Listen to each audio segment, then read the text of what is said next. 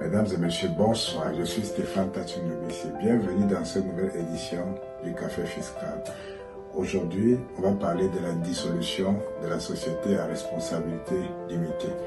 Alors, quelles sont les raisons pouvant motiver la dissolution d'une société à responsabilité limitée?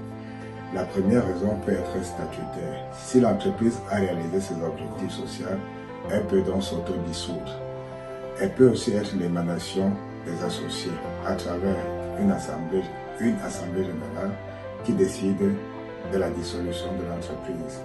L'entreprise peut être aussi dissoute par un acte juridique, c'est-à-dire le juge décide, compte tenu des faits existants, qui peuvent être la mésentente ou bien la capacité financière de l'entreprise, qui ne peut plus soutenir son activité économique, décider de la dissolution de l'entreprise.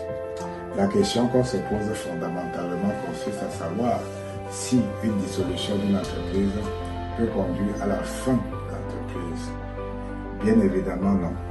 L'entreprise est dissoute et la dissolution met fin à l'activité de l'entreprise sur le plan économique. Pour mettre définitivement terme à l'entreprise à proprement dite, il faut liquider ses actifs et son passif.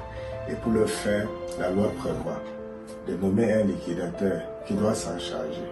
Le liquidateur gère le passif et l'actif, et une fois le passif et l'actif gérés, on peut donc enrayer ou bien supprimer l'entreprise du registre de commerce. Ce n'est qu'après la suppression de l'entreprise du registre de commerce qu'on peut donc parler de la fin de l'entreprise.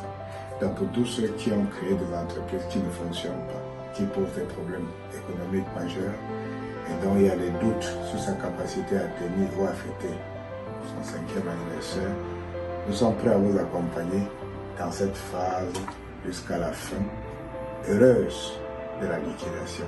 Je vous remercie et à bientôt.